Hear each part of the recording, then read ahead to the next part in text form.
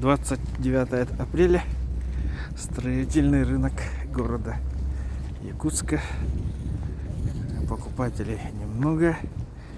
Сезон еще не начался. Мне нужна всего одна доска на 20.